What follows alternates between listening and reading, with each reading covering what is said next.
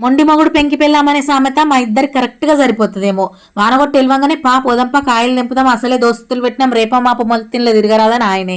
రేపో నువ్వు ఒక్కొని రేపు పందిరినాక తెంపుకుంటా అని నేను ఎంత చెప్పిన వినకుండా నీ పని నీదేనా నా పని నాదేనా, ఇద్దరికి టైం ఉన్నప్పుడు తెంపుదాంపా అని నా మెడలు పట్టుకుని పెరట్లకు నువ్వు తెంపంగానే అయిపోతుందా, అవి పోతాం చేయన్నాయి. పొంట జాము కూర్చుంటే గానీ అవి పోతాం కావు. ఇటు తెంపడానికి 6 అయింది, అటు సాపి చేయడానికి 8:30 అయింది. అంతసేపు ఎందుకు అయిందబ్బా అంటే మీకు ఆల్రెడీ చెప్పిన కదా, ఇలా కథ సిరువు బాగా అని మాలు మంచిగా ఉండాలి, మంచి పేరు రావాలని ఓ లవారా అని గవ్వ గవ్వ జమ వేసి గువ్వమూతిలో పెట్టినట్టు వీళ్ళు ఎంత మంచిగా చేసినా గదే ధర కట్టిస్తారు. మార్బారపల్ల దగ్గరికి ఇట్లా తీసుకోగానే గట్ల అమ్ముడు పోతాయి. కానీ వాళ్ళ దగ్గర కొన్న వాళ్ళకి ఏమైనా తెలుస్తుందా? లేకుంటే కాయకు అమ్మింది మేమే అని పేరు రాసి పెట్టి ఉంటుందా ఇల్లు ఇచ్చంతరంగా?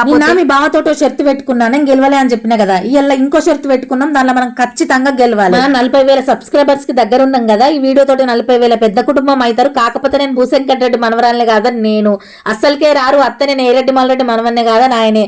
ఇద్దరం చూసుకుందామంటే చూసుకుందామని గుప్పకట్టలు అద్దుకొని కొట్టుకునేంత పని అయింది. మా తాత పేరు నిలబెడతారా వాళ్ళ తాత పేరు నిలబెడతారా? ఈ ఎలక్షన్ లో ఖచ్చితంగా మా తాతనే గెలవాలి. జర లైక్ సబ్స్క్రైబ్ చేసి ఎట్లయినా మా తాతను గెలిపి. మీరు ఒక్కసారి అనుకుంటే 40,000 50,000 సబ్స్క్రైబర్స్ అన్న అవుతారు. నాకు తెలుసు మీ గురించి.